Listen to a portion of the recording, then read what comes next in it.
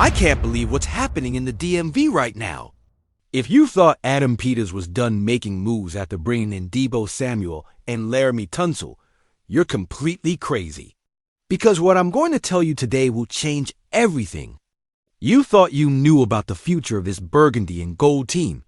We've got a 7th-round rookie that analysts say might be our next RB1, an ex-commander already giving false hope in Jacksonville just like he did here, and an explosive trade that could turn Washington into absolute Super Bowl favorites. And do you know what's the craziest part of all this? It's all connected to Peters' long-term vision for this franchise. Stick around till the end, because the last news is going to blow your mind, and I guarantee you that after hearing this, you'll understand why this season could be historic for the Commanders. Let's start with something many overlooked during the draft, but which PFF says might be a masterstroke by Peters. Ja'Cory Crosky-Merritt, our 7th-round pick. And I'm telling you this, when Dynasty Fantasy experts say to draft and stash a late rookie, it's because they know something. But who is this guy really? Crosky-Merritt began his college career at Alabama State, where he flashed potential but didn't fully explode. Then came the life-changing moment, his transfer to New Mexico for his 5th year, and what an explosion it was. This kid literally dominated the field and became a nightmare for the defenses in his conference. But do you know what really excites me? This kid's mentality. After dominating in New Mexico, he decided to transfer again to Arizona, seeking a bigger challenge, tougher competition. Doesn't that say everything about his ambition? Although he only had 13 touches before missing the season due to eligibility issues, the fact he was willing to bet on himself in a more competitive conference tells me everything about his character. And you all remember when we had to suffer watching our running backs unable to close out important games? Well, turns out Peters didn't sit idly by. Brian Robinson Jr. is in a contract year, and while he had bright moments, he ended up as RB29 in PPR last year. Austin Eckler just turned 30, and while he still got some gas in the tank, how much longer? Jeremy McNichols has been on 10 teams since 2017. Coincidence? I think not. Here's what scouts are seeing in Crosky-Merritt. He has the perfect combination of size, speed, and vision needed to succeed in this league. But more importantly, he has that prove them wrong mentality that characterizes players who come out from late rounds and become stars. Do you remember Antonio Gibson? He was also a project, also came from a non-traditional background, and look what he achieved here before going to New England. Peters knows how to identify that kind of raw talent, the kind of player who has all the physical tools but needs the right development and opportunity. And do you know why this is great for the future? Because while the Cowboys keep relying on a declining Ezekiel Elliott and the Eagles bet everything on Saquon Barkley, who's no longer the same as 3 years ago, we're building real sustainable depth. This is the difference between an organization planning 5 years ahead and teams improvising season by season. Ben Cooper from PFF put it perfectly. The door is wide open for a new RB1 to emerge in the Commanders' backfield, potentially this season, but certainly next. Do you think that's a coincidence? I'm telling you this, when PFF makes such a direct statement about a 7th-round rookie, it's because they've seen something in the film that convinces them Crosky-Merritt will have to prove from day one that he deserves touches in a backfield full of experienced veterans. But you know what? That pressure, that need to prove himself immediately, that's exactly what separates special players from those who settle for being depth pieces. Do you think Peters drafts someone in the 7th round just to fill the roster? I'm telling you this, every pick by Peters has a specific purpose. And if he's investing in a running back when we didn't need one, it's because he sees something the rest of us don't fully see yet. And here's the craziest part of all. If Crosky-Merritt develops his potential, not only do we have a future RB1, but we also have the financial flexibility to invest those resources in other positions. While other teams are paying $12 to $15 million a year to declining running backs, We could have elite production at a fraction of that cost. If that surprises you, wait to hear this because what's coming is exactly what all Commanders fans have seen coming for years. And it's the perfect proof that Peters knows exactly when to bet on a player and when to let one go. And here we have the classic case of told you so. Dimey Brown signed with Jacksonville on a deal that could be worth up to $10 million with incentives. And there's already a Jaguars reporter saying that he's going to be their leading receiver in 3 or 4 games this season. Sound familiar? Because we lived this same movie for 4 full years. Allow me to tell you the real story of Dimey Brown because Jacksonville fans need to know what they are getting into. When we drafted him in the 3rd round in 2021, we were all excited. A receiver from North Carolina with all the physical tools, speed to stretch the field, size to win aerial battles. On paper, he looked perfect. But do you know what happened year after year? Every offseason, every training camp, the same stories. Brown looks incredible in practice. Brown is making spectacular catches. Brown will have a breakout year. And we, as loyal fans, bought that hope time and time again. Tony Wiggins from the Locked on Jaguars podcast said verbatim, "That man can fly and take the top off the defense." He had the best year of his career in the last 4 or 5 games of his career in Washington. Mark my words, there will be 3 or 4 games this year where he'll be their leading receiver, whether in yards, catches, touchdowns, or all 3. And you know what? Wiggins is partly right. Brown ID has some brilliant games at the end of last year and in the playoffs. But here's the problem Jacksonville will discover. Those brilliant moments were always followed by weeks of total invisibility. Do you remember the frustration when we saw Brown run perfect routes in practice, make amazing catches in warm-up, and then disappear completely during the game? 784 receiving yards and 4 touchdowns in 4 seasons. That's the reality of Dimey Brown. To put it in perspective, Terry McLaurin in his worst season with us had more yards than Brown's best season. Jahan Dotson, before we traded him to Philadelphia, was already consistently outperforming Brown's numbers. And now Jacksonville expects him to magically become a WR1. But do you know what Brown's fundamental problem was? It wasn't speed, it wasn't hands, it wasn't route running. It was mental. When the game turned physical, when defenses became more aggressive, when we needed him to step up in clutch moments, where was Brown? Invisible. Do you remember the game against Dallas where we desperately needed a big play, and Brown had 3 perfect opportunities but couldn't connect any? Or against Philadelphia, when we had that crucial drive in the 4th quarter, and Brown ran a lazy route resulting in an interception? Peters knew exactly what he was doing when he chose not to renew Brown. Instead of betting on false hopes and potential that never materialized, he went and brought in Deebo Samuel, a proven receiver who has won important games in this league, who has appeared in Super Bowls, who knows what it means to be consistent week after week. And do you know what the difference is between Brown and Samuel? Samuel has shown he can be the WR1 of a contending team. Samuel can play in the slot, play outside, run after the catch, make blocks in running plays. That versatility, that reliability, that's what you need to win championships. While Jacksonville is betting $10 million on a potential that never realized in 4 years. We have a receiving corps that includes Samuel, Terry McLaurin, who remains elite, Noah Brown, who can be a solid WR2, Michael Gallup with playoff experience, and now Jalen Lane from the draft, who is already showing more consistency in rookie minicamp than Brown did in his 4 years here. And do you know what will happen in Jacksonville? The first 2 games, Brown will make 2 or 3 spectacular catches, and all the media will say, "Look, Washington made a mistake." But by week 8, when Brown has 3 straight games with less than 30 receiving yards, they'll understand why Peters didn't fight to keep him.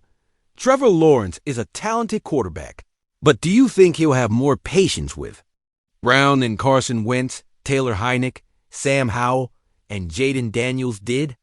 All those quarterbacks tried to make Brown work, all gave him opportunities, and none could draw consistency from him. Do you think Brown will magically change in Jacksonville after 4 years of inconsistency here? I think not.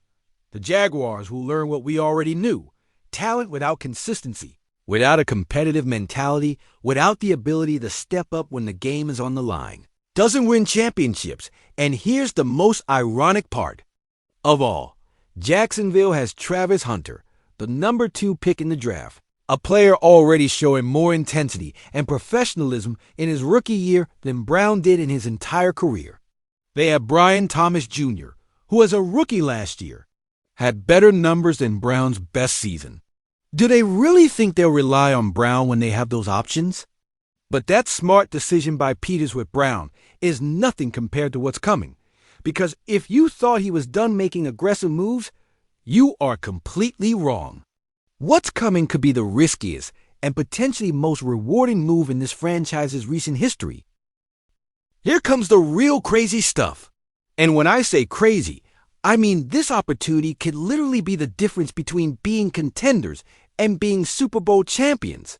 Sheamar Stewart, first round from Cincinnati, pick number 15 in this year's draft, is in a serious contract dispute with the Bengals because they want to include clauses that could strip future guarantees.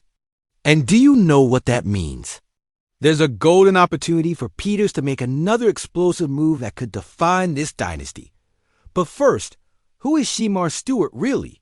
This kid comes from Texas A&M, where he played in the SEC, the most competitive conference in college football. And yeah, I know what you're thinking. Marcus, he only had 4.5 sacks in 3 college years. How can he be the solution to our pass rush problems? Here's the answer. Stewart is not just a traditional pass rusher.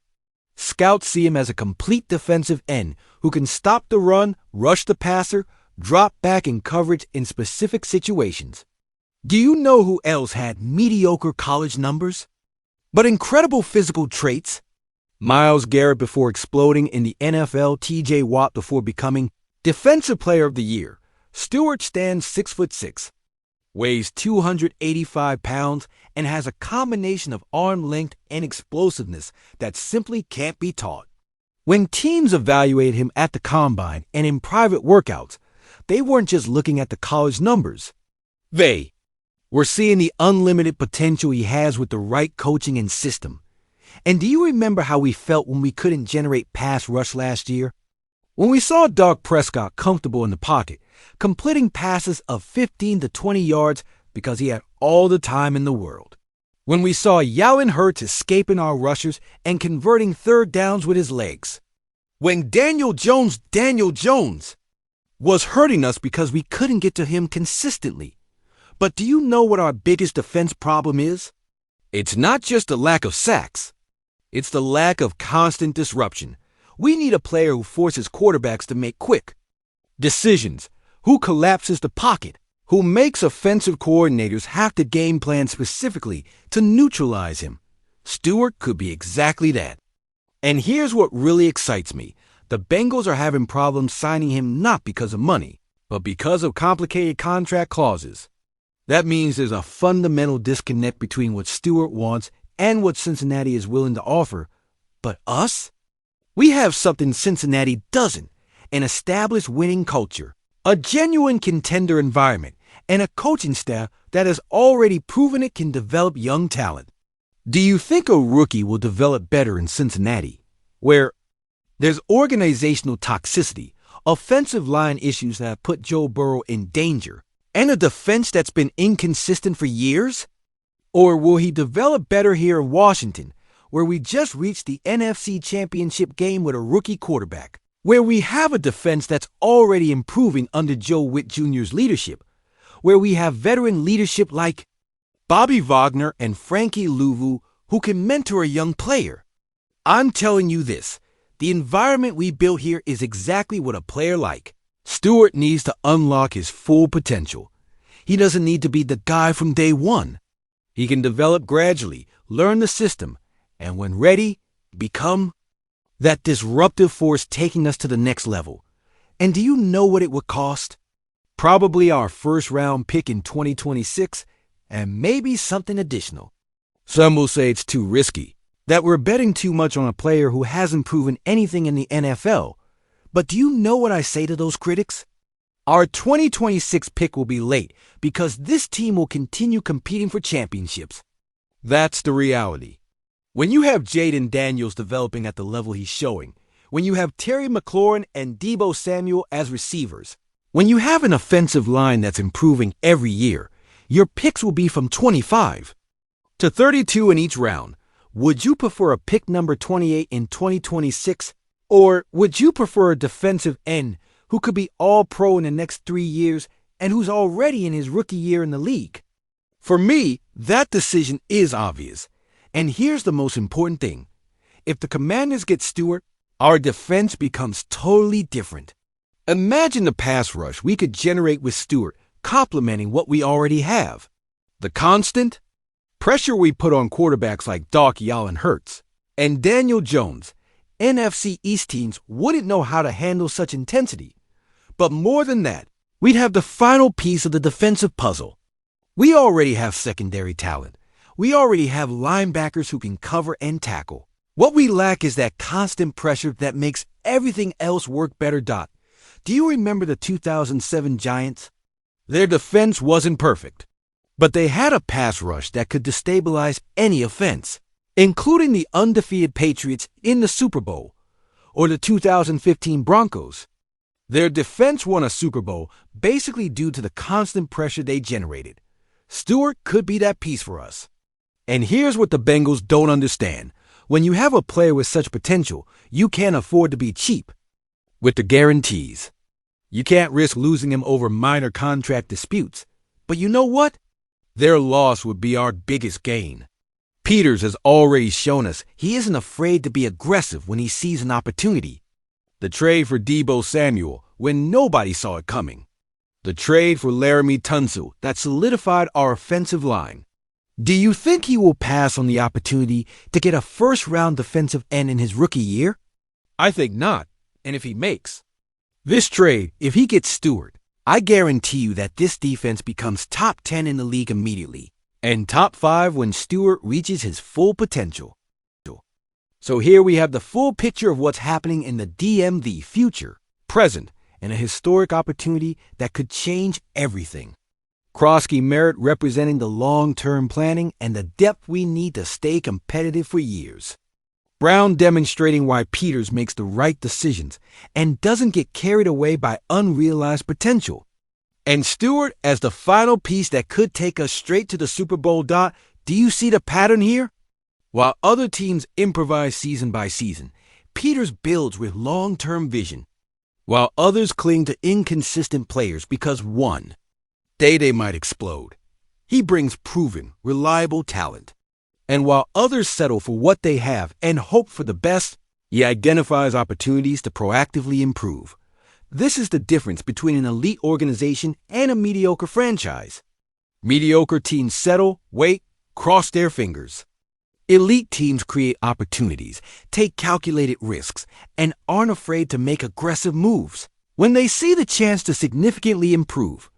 What do you think of the future of Kroski Merritt as our next RB1? Do you believe Brown will succeed in Jacksonville or remain the same inconsistent player we knew for 4 years? And most importantly, should we bet everything on Stewart even if it costs our 2026 pick and more assets? If you think Peters should go all in for Stewart and make the most aggressive move of his tenure as GM, like this video. If you think we already have enough talent and should keep our picks to continue building, let me know in the comments why you think that. And if you're as excited as I am about what's coming this season and want to follow every move of this organization, subscribe because I guarantee that tomorrow we'll have more explosive news that will shake up the entire NFC East. This is our Commanders family, and together we'll follow every move, every decision, every opportunity that brings us closer to that Super Bowl we've been chasing for decades. You can't miss what's coming because this season is going to be special, and you're going to want to be here for every historic moment we're about to witness. Hail to the Commanders!